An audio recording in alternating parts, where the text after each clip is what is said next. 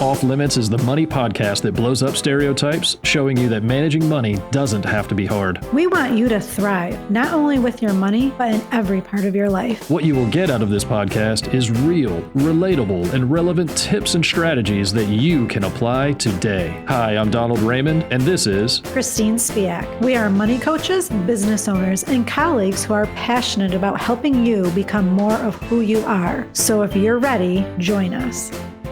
Enough time, we can invest the money.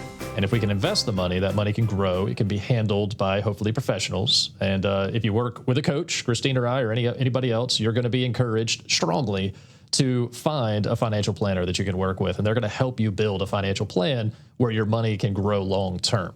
Other ways to do it, though, is just automate some of these deductions from your regular income so that that money flows into a fund or an account where it can be separate from your regular expenses throughout the month. You can make those plans. You can set up that automation through your bank or through other applications so that that money just immediately gets parked where it needs to be saved so that when the time comes and when you hit those goals, that money is available. Or if it's an emergency fund or some sort of a maintenance fund for home or car or other, this miscellaneous fund that we've talked about quite a bit, then it could go into those areas as well so that it can help protect you from some of those unknowns. One thing that we talk about a lot is something that happens every year, which is Christmas, right? And so you're going to be buying presents, you're going to be traveling.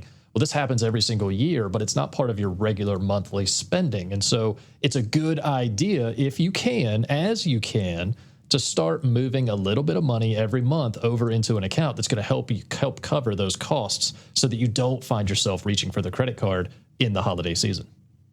Yeah, absolutely. And when you're talking holidays, it's not even the gifts or the travel. It's the cards you're mailing, the stamps you're buying. It's the hosting. Absolutely. It's the outfits. It's the Christmas jammies everybody seems to buy now for their family. Everyone, Christmas morning is waking up in the matching. That's a thing, isn't it? When did that become a thing? It is a thing. It wasn't a thing when we were kids and growing up, but no.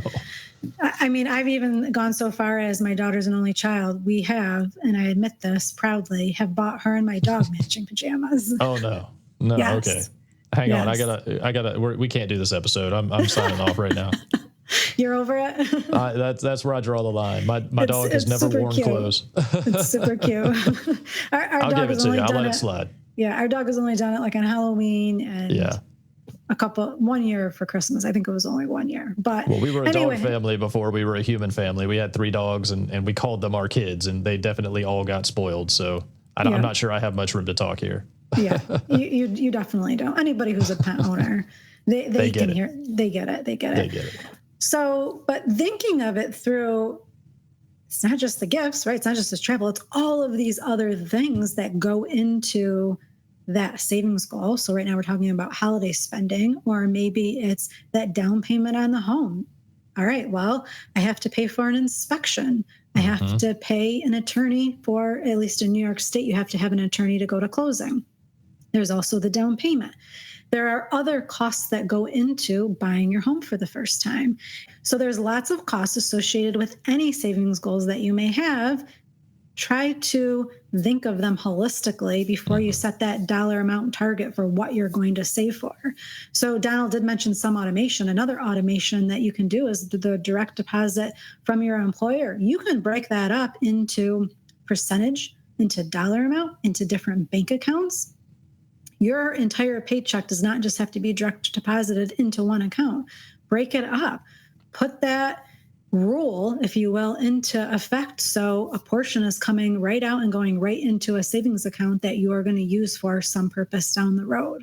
And we have now a very hot topic in our society today, our HYS. You know what I'm talking about? High yield savings accounts. This is like the buzzword lately. Take advantage of those interest rates.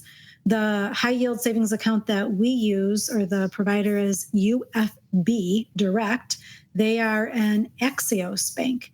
So they have this big bank behind them, but then they have this online platform that is able to offer a high yield interest rate. And for us right now, at the time of recording, it's 4.81%. Which is pretty amazing when you consider the average account is less than 1%.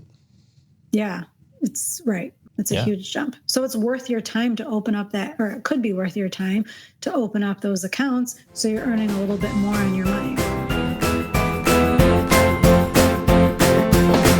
Thank you for joining us on this episode of Off Limits. Beyond the podcast, we are money coaches who want to help you. So if you are looking for help managing your money, use the links in the description below to contact either of us and learn how coaching can help you thrive. Lastly, please help us to spread the word by subscribing, leaving a comment, and sharing our podcast with your friends and family.